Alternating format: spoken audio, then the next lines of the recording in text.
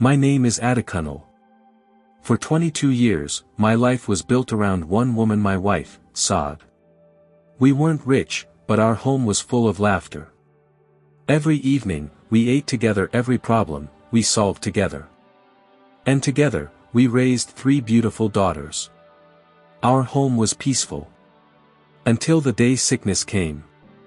Within weeks, the woman who held our family together was gone. When Saad died, my world collapsed. My daughters cried every night. I cried when nobody was watching. And in the middle of that darkness, one person stood beside us. Bizi, Saada's best friend. Bizi was also a widow. She came almost every day. She helped comfort my daughters, and sat beside me when grief felt unbearable.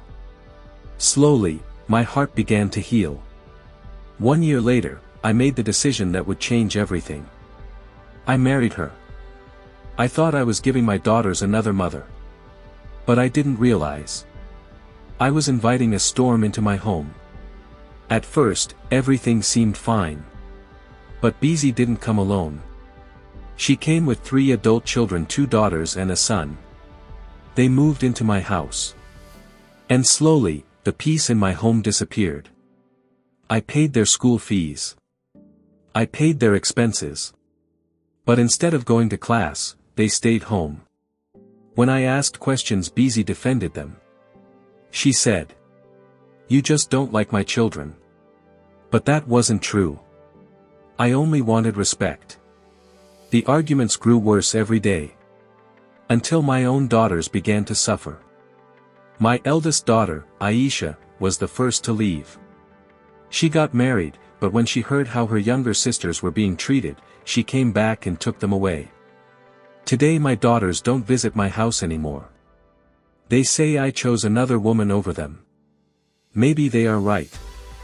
One day, during an argument, something happened that broke me.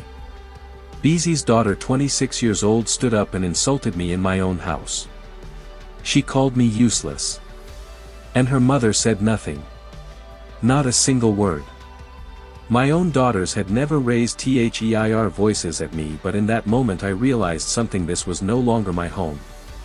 Then came the final blow. My wife told me I should hand over my business to her son.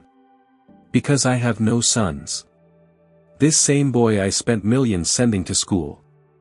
Now spends his days roaming the streets. Yet she wants him to control everything I worked my whole life for. Now I sit alone in a house that used to be filled with laughter. My daughters won't speak to me. My family has stepped away. I have lost weight. I barely sleep. And some days, I wonder if the biggest mistake a man can make is choosing the wrong person to trust. Broken heart, because sometimes the person who comforts you in grief is the one who destroys your life later.